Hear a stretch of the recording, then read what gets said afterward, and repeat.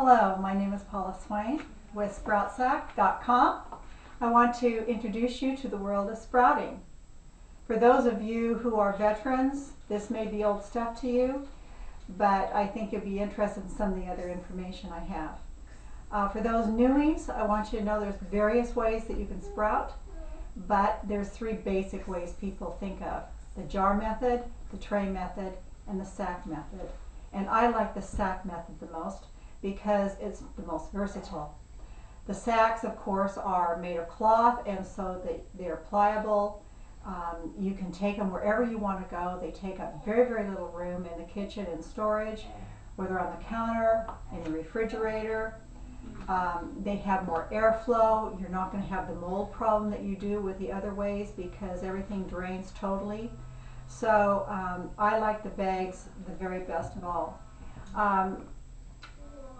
Also, the other thing that they do is while the seeds are growing, the bag expands, and so it's gentle on the seeds. And the sprouts, as they're growing, you're not going to have the root systems get damaged at all. The first thing you want to do when you're sprouting is you want to select good seeds, and I prefer the organic seeds. You can get them in packets, or you can get them in bulk. I like them in bulk because I'm a serious sprouter. So I like the organic the very best. We're going to work with alfalfa today. And the first thing that I do is I like to put them on a tray or on paper, and I put them there so that I can get all the rocks and the dirt chunks and different things like that. There's nothing worse than crunching down on that when you're eating sprouts. So I want to get all that out, and when I've done that, then I take the bag, I put all the seeds in the bag, and I'm going to start the soaking process.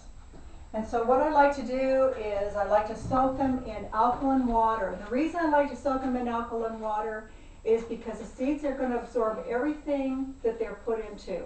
I don't want any carcinogens that are in some of the water out there today. And I used to use distilled water, but distilled water also removes all the minerals. So I like to add alkaline the very, very best. Our bodies need to be alkaline, and so what we need to do is we need to eat alkaline because our bodies work better that way.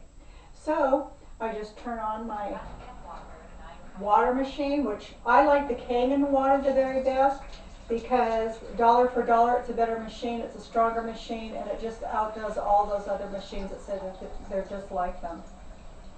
So I just take my bowl of water and I put the seeds in there to soak. Now all seeds are different, but the average is about 6 to 8 hours. After they're done soaking, you're going to notice that the water's turning a little bit brown or a different color. That is, it is getting rid of the enzyme inhibitors. You don't want to ingest enzyme inhibitors. That's why a lot of people don't do well with nuts and seeds. It's always best to soak nuts and seeds and then get rid of that so you can absorb the nutrients better in the nuts and seeds. So when these are done soaking, you want to just throw the water out, and then you start the sprouting process.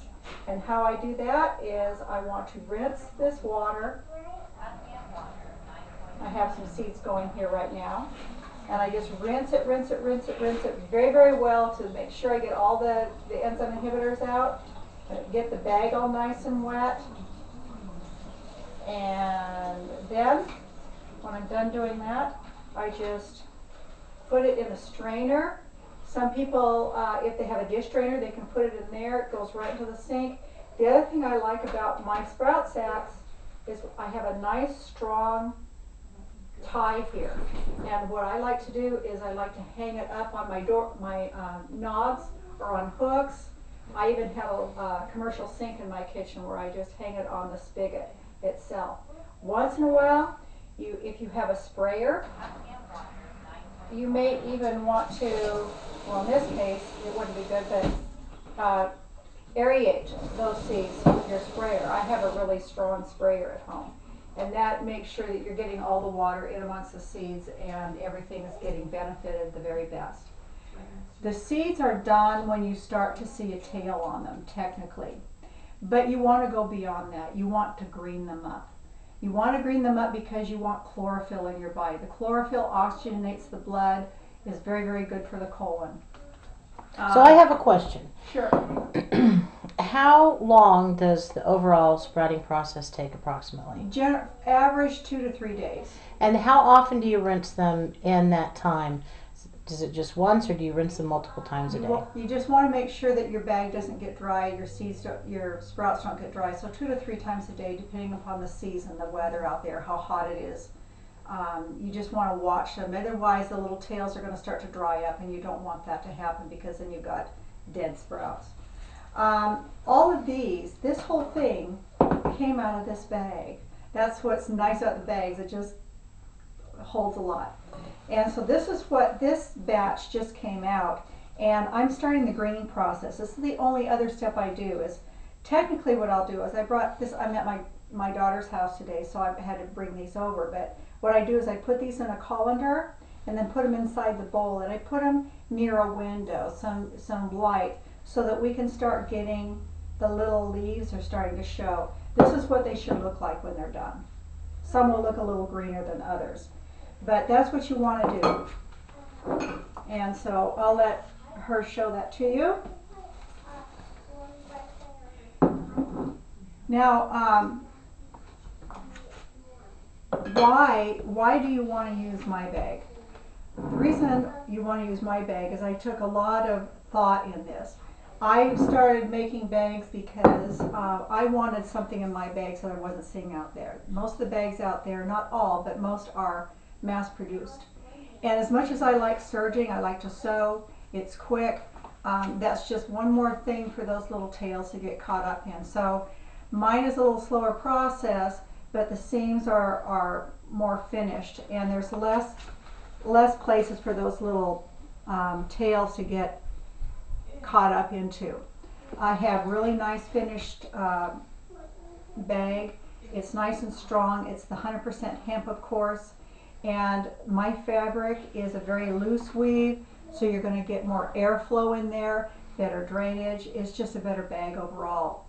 I think everyone should start with 3 bags. The reason why, of course, I eat a lot of sprouts, is because you want to start your first batch, and when the batch is done, I don't have a bag full right now, but what I do is I just cinch the bag up. When these are done, I'll just cinch this up, all the way up, and I'm going to wrap this around the bag and cinch it up, and I'm going to use it as a crisper right in my refrigerator. You've already got the airflow in there, which your seeds need or your sprouts need. The only thing you have to watch for is to make sure they don't dry out. So once in a while I'll take it out and I'll rinse them. But if you eat them like I do, that won't be a problem. So while those are in the refrigerator, the second bag, you're starting another batch. I've got my large bags too. I have my 7.5 inch and my 12 by 12 3/4 inches.